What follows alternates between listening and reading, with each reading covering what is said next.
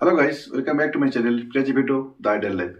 दोस्तों, आपको मेरे चैनल में स्वागत है। चैनल में बने रहें, साइड में जो बेल बटन है उसको टच करें ताकि टाइम टाइम हर वीडियो आपको मिल जाए।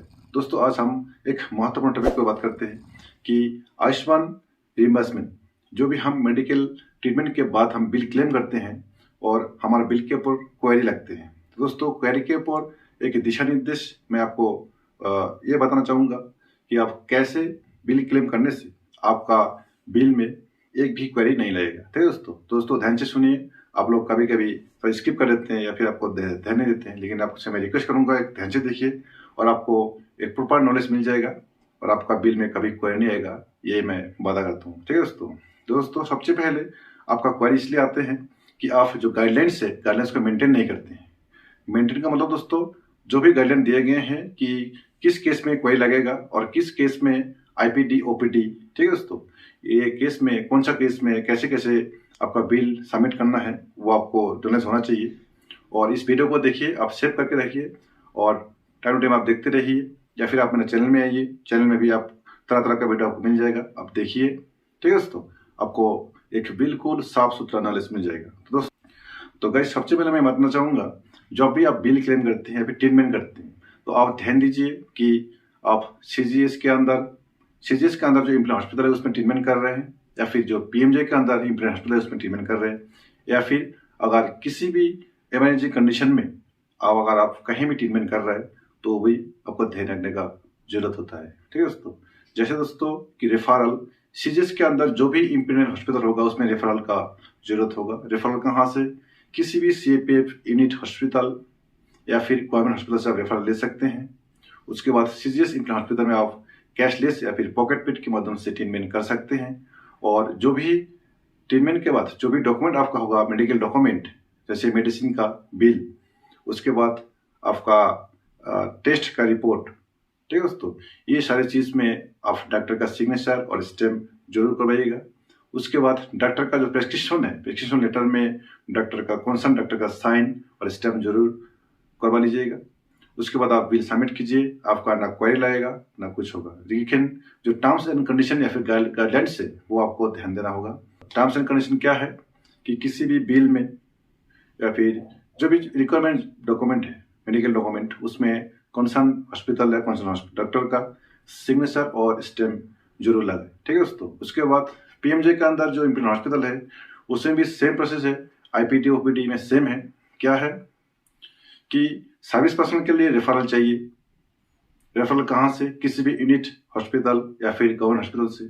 और जो डिपेंडेंट है, आश्रित, उनके लिए आईपीडी केस में ओनली, अगर आईपीडी मतलब इन पेशेंट डिपार्टमेंट, अगर कोई एडमिट रहता है 1 दिन 2 दिन 4 दिन, तो इनपेडेंट जो एडमिट पेशेंट है उसको बोलता है आईपीडी। आईपीडी केस में पीएमजे के अंदर जो इम्प्लांट हॉस्पिटल है उसमें ट्रीटमेंट के लिए कोई भी रेफरल का जरूरत नहीं होता है। और डॉक्यूमेंट जब आप सबमिट करेंगे या फिर बिल क्लेम करेंगे तो दोस्तों गाइडलाइन सेम है कि जितना भी मेडिकल डॉक्यूमेंट है, जैसे दवाई का जो बिल है, बिल में डॉक्टर का सिग्नेचर और स्टैम्प जरूर लगवाए, डॉक्टर का प्रेस्क्रिप्शन में सिग्नेचर और स्टैम्प जरूर लगवाए। ठीक है दोस्तों, उसके बाद जो डिस्चार्ज सामानी है, डिस्चार्ज सामानी में सिग्नेचर स्टैम्प जरूरत होगा। उसके बाद दोस्तों और एक कॉलम आते हैं कि इमरजेंसी ट्रीटमेंट। दोस्तों, इमरजेंसी क्या होता है? इमरजेंसी तो इमरजेंसी है। आप इमरजेंसी केस में आप किसी भी हॉस्पिटल में, चाहे प्राइवेट हो, सिविल हो, पब्लिक हो, कहीं भी ट्रीटमेंट कराइए, इमरजेंसी सर्टिफिकेट बना के लाइए। उसमें भी डॉक्टर का सिग्नेचर और स्टैम्प होगा। उसका जो बिल है, बिल में भी डॉक्टर का सिग्नेचर स्टैम्प होगा। उसके बाद जो समरी है, डिस्चार्ज समरी में भी सेम सील एंड सिग्नेचर होगा। सेम डॉक्यूमेंट्स आप आपका बिल के साथ अपलोड कीजिए, आपके पास कोई क्वेरी का ऑप्शन नहीं रहेगा। ठीक है दोस्तों, जब आप नेग्लिजेंसी करेंगे, यार छोड़ो चलेगा, या फिर आप सोचेंगे कि यार जाने दो यार, ऐसे ही अपलोड कर देते हैं, तो दोस्तों आपका क्वेरी आते हैं। क्वेरी जो बिल में लगते हैं दोस्तों, क्वेरी कोई अलग चीज नहीं है। क्वेरी का मतलब ये है कि आपका डॉक्यूमेंट्स में जो कमी है उस कमी को दूर करने के लिए आपको एक कॉलम दिए गए हैं और आपको आदेश किया जाता है कि आप इस चीज को अपलोड करें या फिर इस चीज को सॉल्व करें। ये है क्वेरी।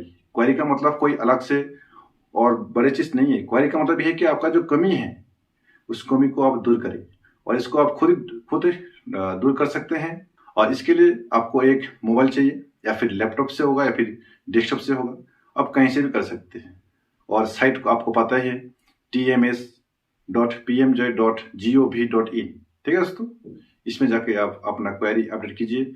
आपका क्वेरी का मतलब है जो आपका कमी था उस कमी को दूर कीजिए, ठीक है दोस्तों।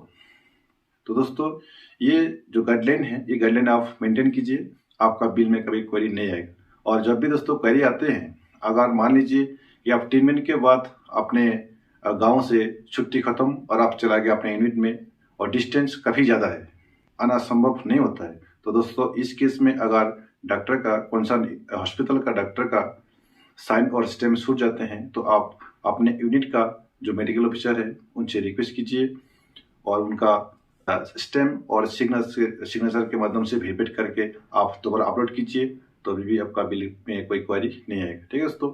ये गाइडलाइन के माध्यम से जब आप चलेंगे, तो दोस्तों ये गाइडलाइन एक महत्वपूर्ण गाइडलाइन आपके लिए इसलिए है कि गाइडलाइन जब आप मानेंगे तो आपका बिल में क्वेरी नहीं आएगा। और जब क्वेरी नहीं रहेगा, बिल में साफ सुथरा बिल रहेगा, तो दोस्तों 2 से 3 महीने का अंदर 90 दिन के अंदर आपका बिल प्रोसेस हो जाएगा और आपका PMFS के माध्यम से आपके अकाउंट में बिल सेटल हो जाएगा, ठीक है दोस्तों। तो दोस्तों चैनल में बने रहे और वीडियो को देखने के लिए धन्यवाद।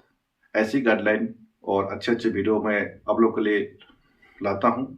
तो दोस्तों वीडियो को देखने के लिए धन्यवाद। और आखिर में मेरा विनती है कि चैनल को सब्सक्राइब करें और बने रहें, ताकि ऐसे ही तरह तरह का वीडियो और नए नए अपडेट के साथ मैं आपके पास हाजिर आ जाऊं और आपको कुछ हेल्प कर सकूं, ठीक है दोस्तों। जय हिंद, नमस्कार।